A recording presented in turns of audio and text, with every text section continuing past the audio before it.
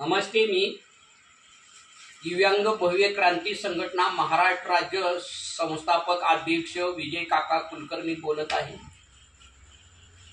कुडूस मधील गोगरे वस्ती येथील लाईटचा डीपी जळालेला आहे। शेतकऱ्याला लाईट नाही, लाईट वाचून शेतकऱ्याची पिकं जळू लागली आहेत। आज सकाळी 11 वाजता माळशिरस तालुक्याचे माजी आमदार राम सातपुते यांना सकाळी मी 10 वेळा फोन केला, परंतु एकदा सुद्धा फोन उचलला नाही। परत मी फेसबुकला पोस्ट केली की खडूस मधील लाईटचा डेपी जळालेला आहे, तरी हे डेपी बसवून घ्यावा। तेव्हा मला माळशिरस तालुक्याचे आमदार उत्तमरावजी जानकर साहेब यांचे कार्यकर्ते अजयजी सकट, बाबासाहेब ठवरे डॉक्टर यांचा मला फोन आला, कुठला डीपी जळाला आहे ती आम्हाला कल्पना द्या। त्यांना सांगितल्यानंतर त्यांनी 10 मिनिटात माळशिरस तालुक्याचे आमदार उत्तमरावजी जानकर यांना याची कल्पना देऊन आमदार उत्तमराव जानकर साहेबांनी येळापूर MSDBच्या साहेबांना फोन केला की कुडूस मधील शेतकऱ्याचा डेपी जळालेला आहे, तरी ती त्वरित बसवून द्या। तेव्हाही मग मला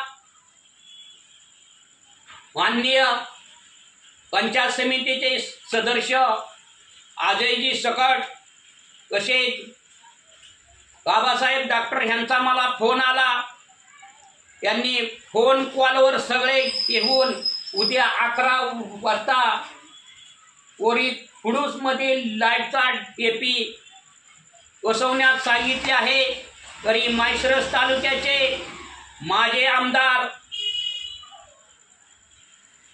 गबाड 2-2 कोटीचा बंगला बांधतायत, 1.5 कोटीची गाडी घेतायत आणि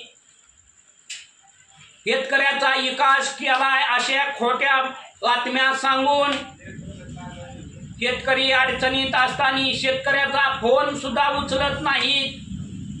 तरी माळशिरस तालुक्याचे माजी आमदार राम सातपुते शेतकऱ्याच्या कामात उचकामी आहेत, कुठलेही शेतकऱ्याचा फोन उचलत नाहीत।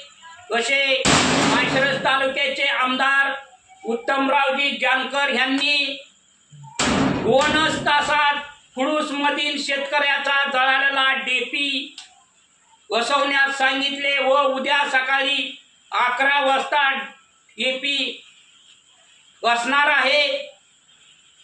तेव्हा डेपी बसल्यानंतर आणि कुडूस मधील भवानी माताच्या मंदिरापाशी लाईटचा खांब पडल्यानंतर कुडूस मधील नागरिक आमदार उत्तमराव जानकर यांचा भव्य असा सत्कार करणार आहेत।